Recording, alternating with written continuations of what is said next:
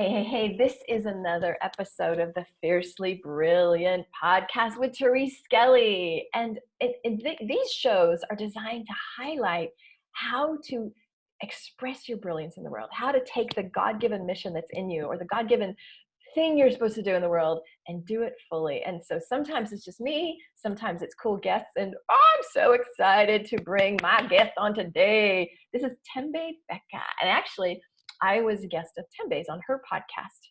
And when we chatted, I was like, I have to know you. Like, you're so freaking cool. I have to know you and I have to expose my people to you.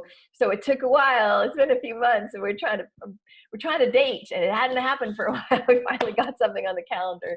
So I'm super excited that you're here with us. And Thembi, welcome. Thank you. Thank you so much for having me, Therese. Mm-hmm. Well, first of all, because you have a beautiful business. Like we all say we want to make a difference, but the heart of your business is something that is so cool. So tell us what you do and how you do it in the world.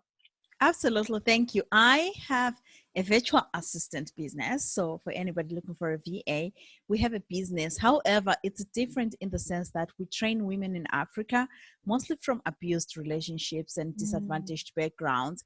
And we teach them how to be virtual assistants. And so once they train as virtual assistants, we connect them with jobs in North America. That is so cool. How did you get started in that? Because obviously you're not from here. So are you from North Africa? Where are you from? I'm from Africa. Africa. Okay. Yeah, I'm from Africa, but I live in Canada. Yeah. How did I get started? I actually took a trip to Zimbabwe a few years back. And during that trip, I kind of saw very smart, intelligent, brilliant women who were suffering, like either they were stuck in abusive relationships or they couldn't support their families or something was happening. Yeah. And I remember like a particular story of this woman who had committed suicide because she couldn't put food on the table for her kids. And so all those things, I was like, there's something I can do. Like, there's absolutely something I can do to help these women. So I came back to Canada. I stayed and I was in the thinking phase, you know how we do it. Yeah. You're like, I'm thinking. And then finally, whoops, the thought came. I'm like, I'm going to teach them how to make money online. Because I was creating this income online and I thought I could teach them because they had skills. These women are brilliant. And I said, I'm going to teach them the exact thing I am doing right now. Okay. So I went back to Zimbabwe and I took a trip, like a long trip. And I said, I'm going to go there and I'm just going to teach them everything I know. And I got there and I hit my first roadblock. I realized these women didn't care about putting on a landing page and starting to teach other people. They wanted money and they wanted it tomorrow. And they didn't have they didn't have the confidence to believe that they could sell their products to somebody in North America. Right. They didn't have that. And I realized that they were just where they were and where I was quite different. Because I thought, okay, they should be the same like me. But no, they were not the same. And so I said, okay, so what am I going to do? Maybe I should teach them what I've taught other people who work for me, how to be virtual assistants. I had trained 2 VAs and I was like, I can just teach them that. I can teach them how to be VAs. Easy peasy. And I did that. And I started that. And it took such a long process. I ended up staying there for almost half a year and teaching them how to be virtual assistants. And when the training was done, I gave them resources and said, there you go get a job, get started, get hired. You guys can do this. A few months later, nobody was hired. No. And I was like, what is going on? Yeah. And I started asking them, they're like, there's no jobs. They don't hire in Zimbabwe. And I'm like, what do you mean? I've hired everywhere. Why wouldn't people hire everywhere? And they say, we apply. The moment they see Zimbabwe, they don't even hire us. I'm like, oh my goodness, that is weird. And I started digging deeper into that. And I realized that it had nothing to do with their location. It had nothing to do with who they are. It was the mindset. Right. They didn't believe anybody could hire them. And because they didn't believe that, as they put out their applications, you could smell that. You could sense that in the application. You could even, and most of them were not even applying. Actually, I found out this later. Most of them were not even applying. And so I was like, maybe I need to start an agency. And that's how it all started. I started an agency and I started working with them, and it's been a process. It's been a Mm-hmm. process, Therese. There's still that unbelief. Like, we put out an application, a job, and say, apply.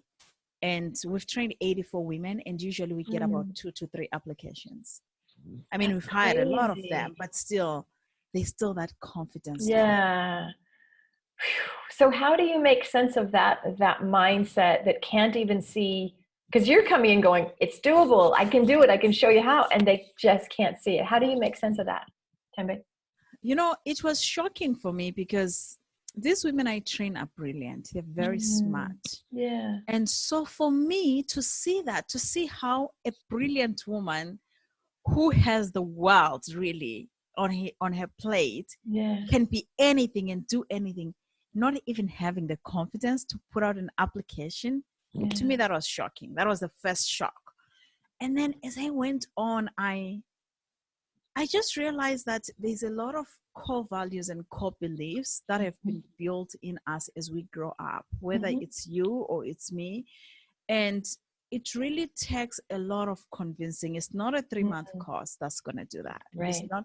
It's a lot of work. You have to do inner work among yourself and inside yourself to say, who am I? And to believe and have somebody believe in you. And the way we have done it actually with this is we have hired almost everybody who has applied, and we have tried to encourage them and to build them up. To just try during the meetings, we have monthly meetings where I try to build them up, to kind of give them the confidence that they can do it. Well, and that's really what it takes. Like, just But doesn't it build on itself? Like, they'd have one little success, and then, you know what I mean? That's what we got to start somewhere, right? And you got to start somewhere. So the fact that they got a job and they're getting paid in US dollars, that's a success. Absolutely. That is the biggest success. That's like a big step to get started. That kind of starts building their confidence. Wow. And sometimes they are so far deep, and this is something I have learned as I grow. Sometimes they are so far deep that no matter what you do, there's really not, you're going to try, it's going to take years and years. I know. And years to get to that healing. These are women who have maybe had challenges with being told you're not enough, growing up, your parents calling you, you're stupid, things like that. Because it's normal where I grew up from. It's normal to be called that by your parents. It's not like it's a big deal. And so you start believing those words, and you start believing what people say about you. And when you start believing what people say about you, unfortunately, that just takes away every little inch of doubt you have. I say to some of my clients, it's like, here's the starting line. You're like 6 blocks behind. Like, you're not even up at the starting line, and we got to do all the work to get you even to go, now it's I can start. Shocking. It is shocking. Yeah, but you know what? It's not just Africa. Like, there are people that have worked with me for years just on uncovering those core things. And it's like, it's heartbreaking, because you and I can see their brilliance, and it's like, but they can't. Yeah. And if someone had told me about women in Zimbabwe, and I can only talk about women in Zimbabwe, but if somebody had told me this about women in Zimbabwe maybe 2 years ago, I would have probably punched them in their face, because I was convinced these women were confident. I was convinced we were brilliant. I was convinced they were smart. And I'm still convinced that they're brilliant, smart. But when it comes to confidence, there's something, and they don't see it. They believe they are very confident, but they don't. It's really sad. So that's a universal problem. It is a universal problem. So how did you, gosh, I have so many questions for you. How did you get to be this, like, my gosh, I could just travel to another country and start off like, did you ever, because usually we are sometimes in some ways parallel to the people we work with. Was there ever a time in your life that you didn't feel as confident, or you didn't know that you had the capacity to do the amazing work that you're doing now? Or did you just come out of the room kicking like badass that you are, right? I have always been overconfident about myself. I've always been confident. But let me just say this. no matter how confident you are on the outside or how confident you look on the outside, there's always inner doubt in each and every one of us. Absolutely. There's always that inner doubt to say that. But really how it came about is because I was in an abusive relationship many, many years ago.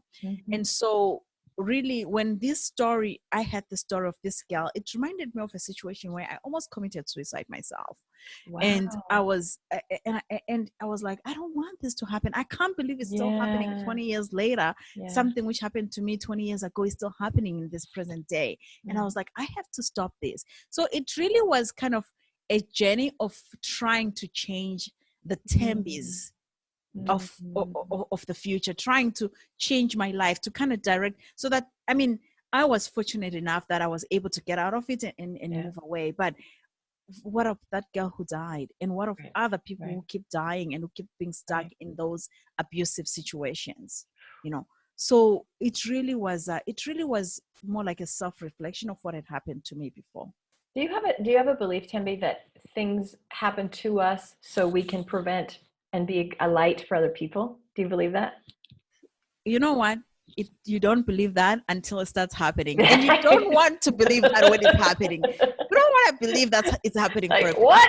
I'm supposed to be this. I'm serving somebody by going through this hell, exactly, right? Exactly. Yeah. But it's so true. Everything that happens to us happens for a reason, and I believe we're brought to the universe for a reason. Every single thing. It could be even missing your bus going to work today. Right. Absolutely. Crashing in an accident. There is a reason for it. There's and you know, talking about this, actually, Therese, I just thought of the time I had an accident. I was working at the hospital and I had gone to Seattle, and I crashed into a car. That actually was a turning point. I didn't see that as a turning point. Now that I think about it, it was a turning point because I was working in it's called the cath lab, where you have to wear those heavy things for operation, like an operation room, where you have to have those heavy dresses so that the x-rays don't get to you. And because of that, I couldn't. It was a nice job. It was an 8 to 4 job, but I mean, I didn't like my boss. That's one thing. But also that heavy thing started weighing on me and crushing my back. Oh, right. And because of that, I really had to find a way out of the hospital. And when I think of the journey, it really kind of started there. Isn't that is so interesting? And look at where it is now. So one is the everything happens for us, not to us, right? No. But I love the parallel, right? So you were that woman 20 years ago. You heard the story of another woman, like, oh my God, that could have been me. But because I think there's a lot of people out there listening, Thembi, that like, I really want to make a difference. I want to do something, but then they let themselves talk themselves out of their dreams. And you, bigger than most people I interview, you have a big ass thing here. You're on a different continent, right? Like you really, like you are, I think the ripple of this, imagine those 84 women and the impact that they have in their communities with their children. I mean, you really are just making a difference. How does one not give up on their dreams when they seem so big? And you had some quote failures, like the women didn't get it, right? So like you poured in. And so how do you not give up or keep going on your dreams? What would you tell people? Because I think that's an inspiration in this. I think the most important thing is to remind yourself of your why, to remind yourself of the people who you want to change, whose lives you want to change. And I think that's really what helped me. I would love to say this was like a linear path where I was in this situation and boom, now I'm helping these women who are in the same situation. No, it took me 20 years, actually maybe 15 years to even finally get to that. And you know what helped me? It was taking that trip to Zimbabwe. Really? Taking that trip to Zimbabwe, because I started seeing that. I was like, oh my goodness, it opened my eyes. It just opened a lot of things for me to realize how fortunate I was. And I think that's one thing which we lack in North, actually everywhere in the world, really, where we don't connect with ourselves 20 years ago. You know, somebody who was homeless 20 years ago, they never think of going to a homeless shelter to volunteer. Right. You know, things like that. So when you do that, when you start thinking, okay, I want to help homeless people, and maybe you have a vision, but you kind of just throw it away. The first thing I say is revisit your former self. Revisit the homeless shelter. and just talk to those women who are in the homeless shelter. Just find out what exactly is going on in their lives, you know, and you'll be surprised how much that will draw you closer to your dream. And even reading books, I'm going through this book, which was recommended to me. It's called The Man's Search for Meaning. I think. I read that a bunch of years ago. That was so powerful. Yesterday, I was listening to it, and I was so lazy to go for a walk. And I hear this guy in my ear saying, we were so skinny, we could brag. And I learned during that process in Auschwitz that a man can survive anything. And just listening to that made me realize I am complaining that I can't go for a walk because I haven't cooked dinner. What if I don't eat dinner tonight? I mean, if this guy could survive so many days without sleep. Yeah, you know, and he said an example, and I want to share this with your audience. He said an example of, we have these beliefs that I can't sleep when somebody is snoring next to me. I can't do this. I can't do this. I can't go on video when I don't have my makeup.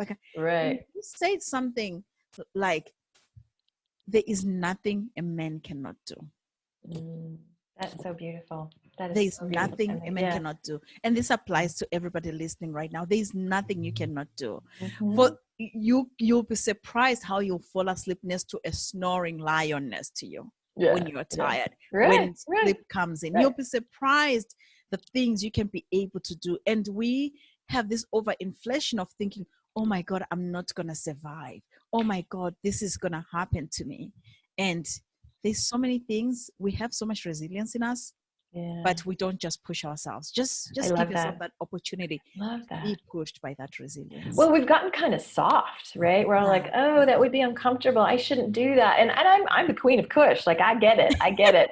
But I love that I love the inspiration you're bringing. So what I'm kind of just sort of summarize is, for you to go to Zimbabwe, was that I'm going on a philanthropic trip, or was it just I want to go, and then Spirit led you somewhere? Like, because what you said is, I said yes to that trip. And so there's obviously some guidance that you were following. So the first trip, it was just to see my family. Oh, okay. And then the second, it was actually for a wedding, I should say, not but for a wedding. And then the second trip, that when I went back to say, okay, this is it, I am going. Wow. I felt like I had been put here in Canada for a reason. I felt like there was a bigger reason for me, and there's a reason why I was chosen. And it was my duty at that time to go and fulfill that reason. And I have to say, I was also at a space where I feel like I had achieved everything, ticked the boxes, go to school, graduate, have a good job, buy a house, buy a car, you know, those kind of things. I feel like I had ticked those boxes. And I was at a space where I still felt that void and emptiness. And going to Zimbabwe just filled it for me. It felt like that gap was just filled. I was the happiest. I didn't have running water for days, a week, but I was the happiest because that void had been filled. And I think a lot of us have that void in us where you're feeling like maybe you're not even achieving the success or maybe you have the success and you've reached everything. But it's not enough. But it's not enough. Yeah. And taking a trip to Africa is something that really could revive that, you know. So let me ask you, I am sure there were people in your world that said, you're crazy. Like, why? You know, so you got the calling, you went, but then there's the dream stealers. And how did you handle people that told you you were nuts or were worried about you? You know, they weren't maybe malicious, but maybe they were just nervous for you. How did you handle that? Because it's very easy to get pushed back from those kinds of things. When I moved to Canada, at first, I only had $5 in my pocket. And so moving back to Zimbabwe, I had more than $5 and a return ticket. 2 things. More than $5 large. There we go.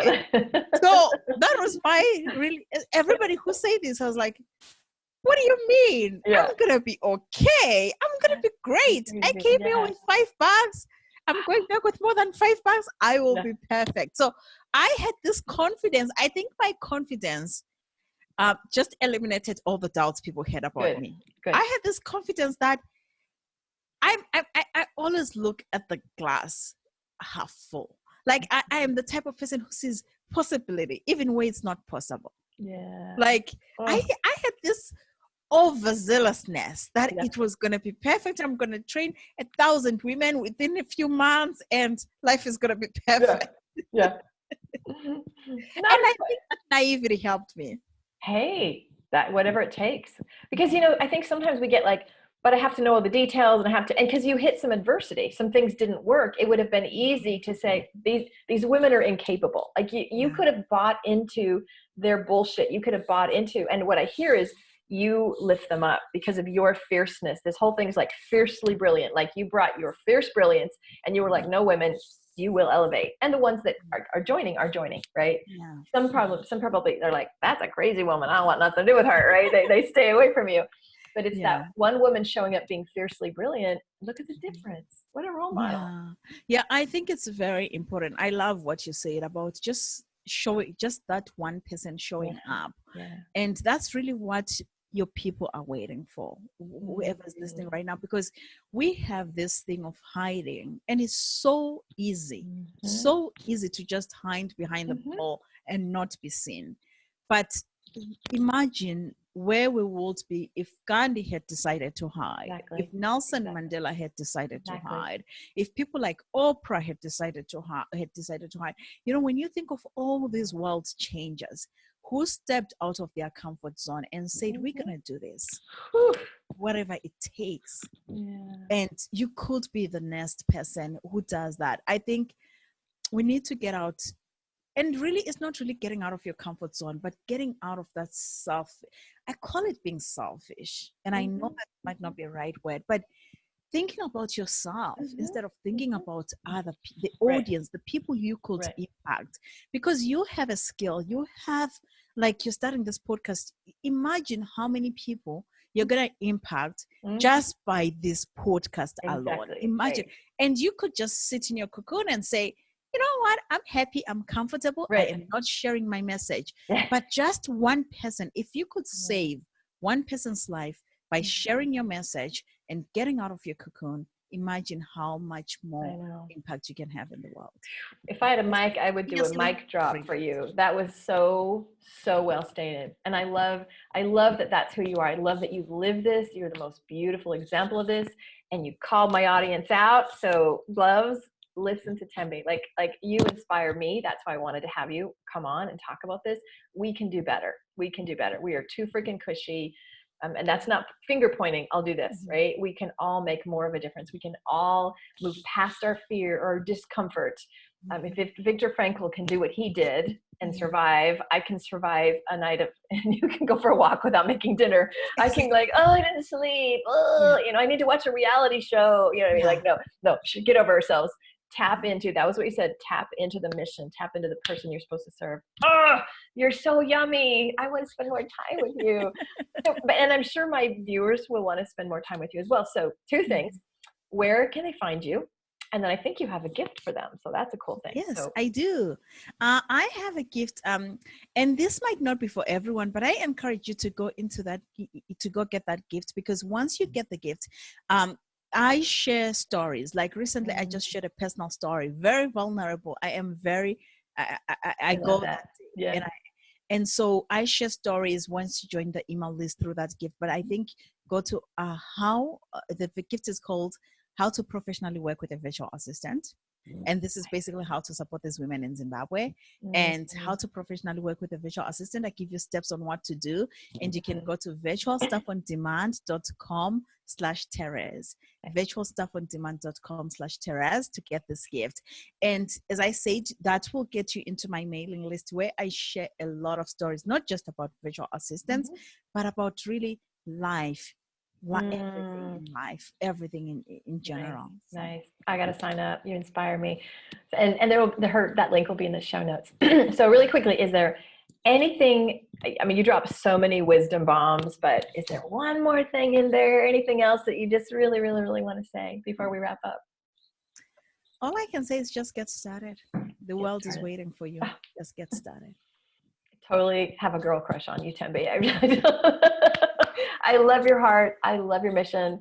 I'm honored to get to bring you to my bigger audience, and thanks for your work. Like I'm glad you listened to the call and have followed that crazy brilliance of yours. So gang, I hope you enjoyed today's episode. And feel free to leave comments below and reach out. Like if something touched you, if you're taking new action, if you're inspired as a result of this wake up call, right? This challenge, let us know. You can reach Thembi. All the links will be below, and you can message me. In the meantime, peace and blessings. Much love. Bye now.